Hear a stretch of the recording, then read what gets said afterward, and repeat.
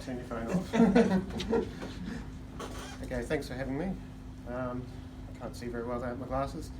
It's great to be here to share a bit of my journey and talk to everyone and tell you a bit about my life growing up from this high to this high. So, unlike Brian, who was popular, I was sort of the shy, awkward child, the one that wanted to just stand back and stand in the corner, didn't want to be with all the other boys, and was more feminine. And in those days, we didn't have things like computers or internet, so couldn't figure out, just jump on Google like kids can now and figure out what's wrong with me. So as a result of this, quite often I get picked on or bullied at intermediate school, hung from a hook, not a pleasant experience, which just made me even more shyer. And I also wanted to be more around the girls, with my cousins, girl cousins. I'd rather want to play with my female cousins rather than play with the boys. And through that, going on to being a teenager, my shyness and awkwardness sort of continued, and I found myself still having these feelings of being feminine, and started to explore them as a teenager. So I started to wear my mother's clothing. So I remember one day when my parents were out, wandering into the laundry looking for some clothes to wear, looking for some underwear and bras to put on. And it was both sort of nerve-wracking and exhilarating at that time, because you're sort of starting to figure out who you are, what you are. And then I went to the wardrobe and found a dress, put it on after I figured out how to do it. And it took a bit of a while, get the zip. And then I just wandered around the house and it just felt comfortable. And I did that a few times as a teenager when I could. Obviously I couldn't do it. Hi Dad, here I am. So probably wouldn't have understood. And then at the same time I'm going to high school, still not quite fitting in, not popular, trying to be one of the boys, probably hanging around with the wrong types, wagging school, got into a lot of trouble at school, wagging, going to friends' place, drinking beer and playing pool instead of studying at school. So I never was going to be a Harvard University student. And still I found myself with these feelings, but trying to bury it because I wanted to fit in with everyone else. So I tried to played sport at high school, even muck-up days. I'd run around and try and chase the girls and throw eggs at them, but I just couldn't do it. It just wasn't in me. And I then went on to start work after a year, and I started going to work and also still trying to bury these feelings, continue to play sport, cricket, refereed rugby league. However, in my late 20s, it was still the need to be able to be feminine, and I started to realise then it was more than just being someone who dresses in female clothes, someone who's just a cross-dresser, if you might say. So I remember going away one weekend to Waiheke Island. I managed to steal a few of Mum's clothes, bra and undies, without her knowledge, and spent the weekend at Waiheke Island. I'd won a trip at work at a raffle, so I went there and I was able to dress up, wander around in the hotel room and just be myself, natural self. And not long after that, I came to Melbourne, live in Melbourne, and I found myself now away from my family and friends, and I started to realise that I could be myself. I'd been in a completely different city, been brought up in Auckland, and I started going out as a female. And I remember one of the first times I went out, I went on public transport, so I didn't go out dressed as a female, so I had my red tartan skirt, mini skirt, fishnet stockings, and top underneath my sweatshirt and sweatpants, and I had a backpack with my wig in it and makeup. I'd already put some foundation cream on and a bit of eyeshadow, but for obvious reasons I couldn't put lipstick on. I'm trying to disguise the fact. and I wandered down to St Kilda, and there's a hotel, it's now a restaurant called the Newmarket Hotel, where they did have drag shows. And I walked up the laneway, and there's a dark car park at the back, and it's quite a dark laneway, and there's only a sort of small light there, but I looked around to make sure no one was there, and I took out my wig out of my backpack to put on in the dark, and took off my sweatpants and sweatshirt and put on my lipstick. And at the time it was quite nerve-wracking but also exhilarating, because it was probably one of the first times I'd going out in Melbourne as a female. And I wandered into the club, and for obvious reasons I headed straight to the bathroom to check my lippy, because putting your lippy on it's probably yeah, all on the teeth, that's it. So fix that up, make sure I look okay. And I was lucky that night there were a few other cross-dressers there, there weren't any other transgender people there, but they made me feel comfortable.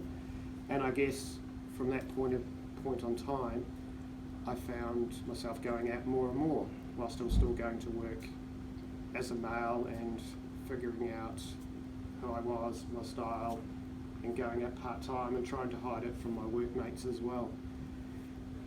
And the point in time came when it was becoming too much for me to obviously be going to work as a male and living part-time as a female. And the catalyst for me changing was just going back home and just seeing my dad and cousin both, and my cousin was my age. Just a shock to see them in the hospital, same age, both dying of cancer. And it sort of made me realise that life is very short, and we've only got one opportunity in life, and I've got to live it and be true to myself. So I came back to Melbourne after being in Auckland and seeing them, and told my team leader that I was going to transition in. And from there my journey really began in terms of living full time. And I told my employer what I was doing, my team leader, that I was going to transition in the workplace, and this is how I was going to do it.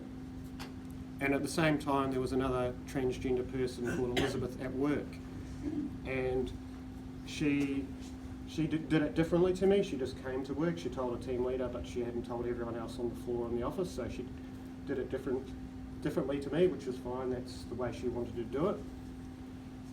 But I found that I started getting questions, because I was still coming to work as Aaron at this time. I obviously had a plan, because I had to work through the stages of going to the psychiatrist, getting approval for hormones, which is a bit of a process in itself, and check you out, make sure that you're obviously mentally okay. And the questions started to come to me around things I didn't expect in my journey when I told everyone I was going to transition, around personal things about what bra size I would have. So sort of shocked me about asking me would I have a B cup or a C cup. And I wouldn't think you would ask your best mate's wife that, would you? So it was sort of a bit of a shock. And then other sort of questions around the effects of hormones on my sex life, which I didn't think I would get in the workplace, but for some reason people in my workplace seem to think that anything that's different, anything goes, any question would go. So that was a bit of an eye-opener, and people didn't know what to call me, so they'd either call me by my old name, Aaron, or they just tiptoey around me because they didn't want to get my name wrong when I came to work as Melissa. They didn't know what pronoun to use, so there's one person who called me a dude, so I just quietly took her aside and said I prefer to be called her or she rather than a dude. I know you call everyone a dude, but it's not me. I'd rather be called her or she, because that's who I'm coming to work. I'm dressing as a female, and that's what I want to be called. Outside work, I was also a member of the Victoria Racing Club, so I told them of my transition as well, what I was doing. And I noticed they didn't have anything around gender identity or FAQs about what it is or protecting for discrimination. So I approached them about that, and worked with them to get a gender identity policy introduced there, so it would protect me and future trans people from discrimination, so if they go there they can enjoy themselves. And it was probably a good thing that I did, because I remember going to the committee room for the first time on Sofitel's Girls' Day Out, and the committee, the staff were really welcoming because they trained their staff about it as well. However, going to the Melbourne Cup Carnival, even in the members, which we would think people would behave better, I still got comments when I was standing with a friend of mine like, oh, that shouldn't be allowed, it just shouldn't be allowed, All looks too much to say, oh, that's a man in a dress, darling, So, and you can pick up on that vibe, like just people are people. And for whatever reason, their cultural or religious beliefs, they won't get it. So it was probably good that was in place. And then you've got to deal with the public walking down the street as well, which is another kettle of fish. Walking down the street, you'll have people sort of looking at you. You'll have people making comments at you. And some of them aren't very kind comments. Going to the beach in bikini for the first time, I had young teenage men running past me and calling me a bitch, which was quite hurtful. And that night home, I went home and did have a bit of a cry. But I over time, I've learnt how to deal with those sort of insults where people just don't want to get you or understand it. And those people, like I call like the lady clackhorns of the world, and they will never get people like me, never want to understand it.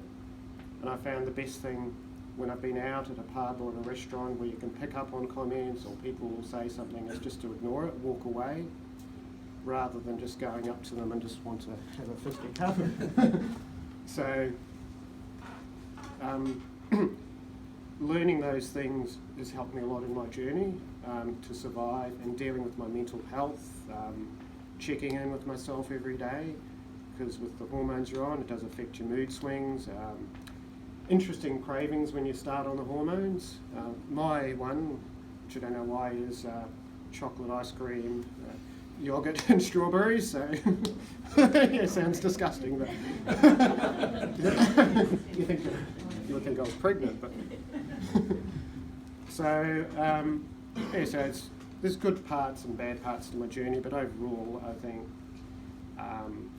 hopefully I can teach people to respect us, understand us, and through my journey, sharing my story last year, just speaking on social media or media, trying to make workplaces more inclusive by working with anyone that's transitioning in the workplace, making sure that they have a plan in place, the person transitioning is supported, the other staff are supported, because you all have issues in the workplace, and for whatever reason it is, the common one is the toilet.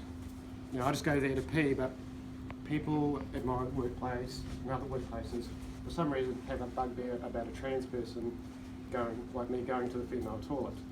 I'm just going there to pee. I'm not going there with a camera on my shoulder, to spy on you. It's they're probably the common things I found. Like it's just always fascinates me that one. But I learn over time just to deal with it and answer the questions, and then people start to respect you. So I hope if the Groves ever have staff that transition in the workplace, that you'll treat that person with respect, ask appropriate questions. Sometimes Google's better, and most people have common sense, but a few don't, and think anything goes. And I've got a few pictures I can show you. So that was probably 2016 Melbourne Cup Carnival, where I went to entered fashion in the fields. I didn't come anywhere, but that was a great experience to sort of enter, and rather nerve-wracking, trying to figure out how to walk on stage. Yeah, nice. Chloe, Silly, the fox terrier, and Fluffy, the guinea pig. So family pets.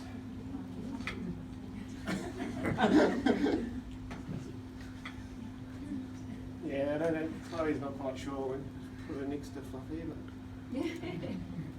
and this year I met Tara Moss and Sarah Harrison know, and this is my own t-shirt I've designed. And Tracy Spicer, I know. But they're sort of people that have helped me and mentored me a bit as well to develop me as a person as well, being really supportive. So it's important to have mentors in your journey in life, especially when you're transitioning.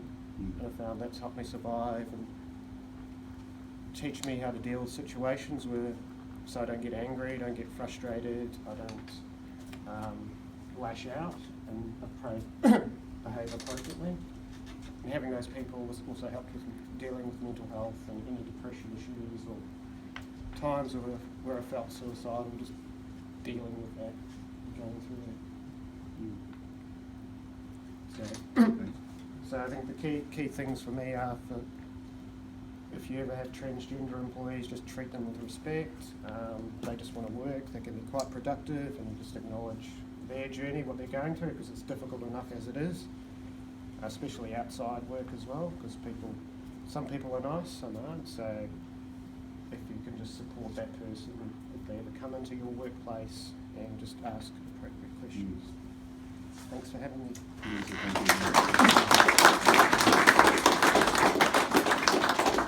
Thank you very much, Melissa. We've got some time now to have a bit of a Q&A.